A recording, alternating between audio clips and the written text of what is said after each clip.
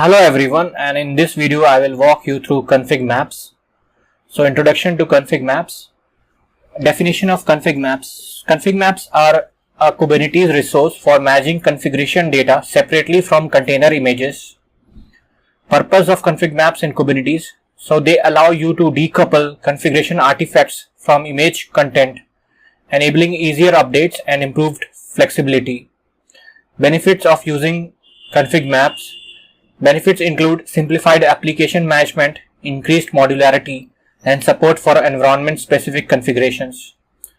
So you have a Kubernetes cluster, you will have a couple of nodes, and you have ConfigMap. ConfigMap basically configures the pod. So pod, when I say the pod will contain one or more container image. So you just imagine if there is one container image, a Docker image, or any other container image. So all the configuration data is provided through ConfigMap, which basically configures the container inside the pod. Creating and using ConfigMaps. Creating a config map using YAML. You can create a config map using a YAML file which specifies the data you want to store in the config map. Creating a config map using kubectl. Alternatively, you can use kubectl to create a config map from files, directories, or literal values. Associating a config map with a pod. To associate a config map with a pod, you can either use environment variables or mount the config map as a volume. So you have create YAML file, and you can do kubectl create with the name of the YAML file, or you can do kubectl create config map from files, directories, or literals. So you have a YAML file, or you can directly provide files, directories, or literals which gets passed into the config map, or YAML, or any other name of the file is arbitrary. And associating a config map with the pod, add config map to pod specification, and then you can use it as an environment variable, or you can mount that config map as a volume. Config map best practices. Keep config maps small to minimize the time and resources required to update them. Use config maps for non-sensitive data. Do not store sensitive information in config maps as they are not encrypted. Use Kubernetes secrets for sensitive data. Store templates in config maps. Store templates in config maps to simplify the process of managing and updating configuration files. Use config maps for environment-specific configurations such as development, staging, and production. So if you have multiple environments, you can have separate config maps for different environment specific configuration or values. So best practices, keep them small, use config maps for non-sensitive data. You can store templates in config maps, and you can use config maps for environment specific configurations. Updating and rolling back config maps. Updating a config map. When you update the config map, the changes are not automatically propagated to the pods using it. So just remember this. For example, you have created a config map and you create a pod and all the configuration data is loaded. But then if you update the config map, then the pod will not be able to automatically fetch or retrieve those values, and the pod will not get automatically update. So you must restart the pods to apply the updates. Rollback strategies. Implement a rollback strategy for config maps such as versioning to allow to easily revert to previous configuration if needed. Use kubectl rollout to manage updates. Use kubectl rollout to manage updates and rollbacks for deployments that use config maps. So you update config map, restart pods to apply updates, and updating config maps, use versioning, and use rollback strategy to revert to previous configuration. And for the deployments, use command kubectl rollout. Config maps limitation and alternatives. Config maps limitations. So this include lack of encryption, size constraints, and need for manual pod restarts to apply updates. Kubernetes secrets are an alternative for managing sensitive data as they provide encryption and can be used similarly to config maps.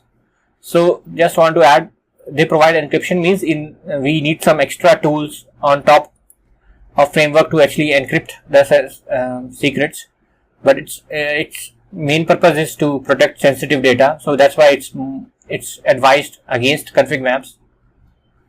And Helm charts provide a more robust solution for managing application configuration, including support for versioning, dependencies, and advanced templating. So limitations: no encryption, size constraints, and manual pod restarts. Other alternatives are secrets and Helm charts, but with a slightly different flavor. Config maps and deployments. How config maps affect deployments? Config maps can be used in deployments to dynamically configure pods, allowing for easier updates and improved flexibility. Rolling updates with config maps. When using config maps with deployments, rolling updates can be performed to minimize downtime and ensure a smooth transition to the new configuration. Using config maps in deployment templates. Config maps can be included in deployment templates, making it easier to manage and deploy configurations across different environments. So config maps and deployments. You have config map, which configures the deployment. Monitoring config maps. Monitoring config maps with Kubernetes dashboard. The Kubernetes dashboard provides a way to configure config maps, a way to actually monitor config maps, displaying their usage, status, and associated resources. Using Prometheus and Grafana can be integrated with Kubernetes to monitor config maps and collect performance metrics. Logging config map events. To track changes and events related to config maps, set up logging in your Kubernetes cluster using tools such as Fluentd or Logstash. So you have Kubernetes dashboard, Prometheus and Grafana for monitoring config maps, and then you have logging tools which can log all the events related to a config map. Config maps and stateful sets. So this is very similar to deployment. Stateful sets are another resource that can benefit from using config maps for configuration management.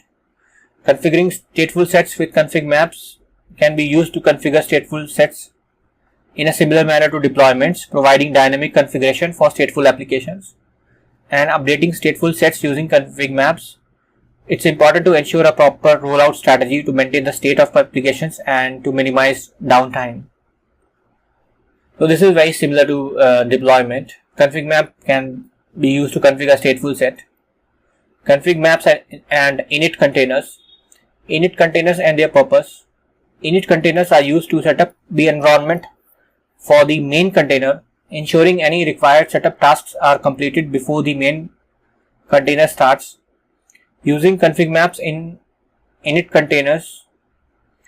This can be used in init containers. Config maps can be used in init containers to provide dynamic configuration for these setup tasks, making it easier to manage and update configurations. And benefits of combining config maps with init containers. This allows for greater flexibility and modularity, enabling the separation of concerns between application configuration and setup tasks. So config map will configure the init container, and that main container will actually depend on init container. Because this is a one-time activity, so this is like it provides better separation of concerns. And conclusion, recap. Config maps are a powerful Kubernetes resource that enables you to manage configuration data separately from container images. Key benefits and best practices. So by following best practices and understanding their limitation, config maps can greatly improve the flexibility and modularity. Future improvements and developments. As Kubernetes continues to evolve, expect new features and improvements related to config maps, providing even more powerful configuration management options in the future. And that's all. Thanks for watching.